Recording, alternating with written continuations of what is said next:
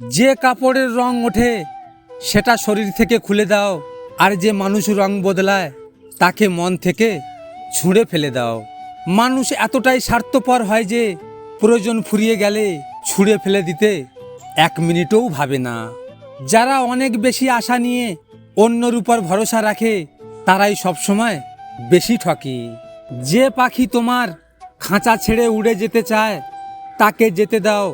কেউ যেতে চাইলে তাকে জোর করে রাখতে নেই, সেটা মানুষ হোক বা পাখি। জোরপূর্বক শুধু তার দেহটা আটকাতে পারবে, কিন্তু তার মন ঠিকই উড়ে যাবে অন্য খাঁচায়। সুতরাং যে যেতে চায় তাকে যেতে দাও। অতীত গেলে তবেই না ভবিষ্যৎ আসবে। যখন কাউকে বুঝিয়ে কোনো লাভ হয় না, তখন নিজেই নিজেকে বুঝিয়ে নিতে হয়।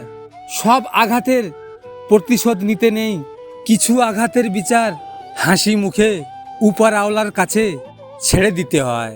সন্ধ্যার অন্ধকার কতটা ভয়াবহ হতে পারে তা সেই পাখিকে জিজ্ঞেস করো যার কোনো ঘর নেই।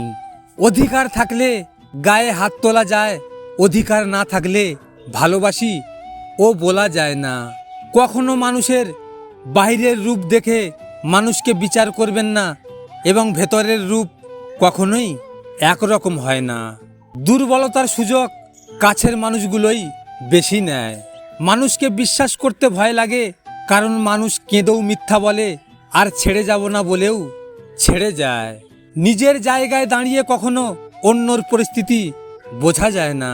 কিছু মানুষ এত সুন্দর লজিক দিয়ে মিথ্যা কথা বলে যে তুমি বিশ্বাস করতে বাধ্য। বিবেক যখন কথা বলে তখন বিচারকের প্রয়োজন হয় না।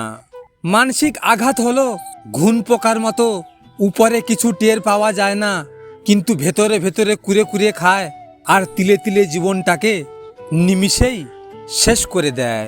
নিশ্চয়ই অনেক চাওয়ার পরেও আপনি যে জিনিসটা পাবেন না, তার চেয়ে ভালো কিছু আপনার জন্য অপেক্ষা করছে, কিন্তু আপনি যেটা অবহেলা করছেন তার চেয়ে উত্তম আপনি পাবেন না।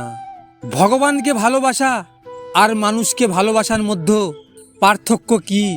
মানুষকে ভালোবাসলে তার উপর দুর্বলতা এসে যায়, আর ভগবানকে ভালোবাসলে নিজের উপর শক্তি এসে যায়।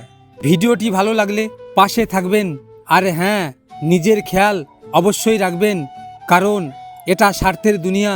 এখানে নিজের খেয়াল নিজেকেই রাখতে হয়, অন্য কেউ রাখবে না। দেখা হচ্ছে পরের ভিডিওতে। ভালো থাকবেন, সুস্থ থাকবেন।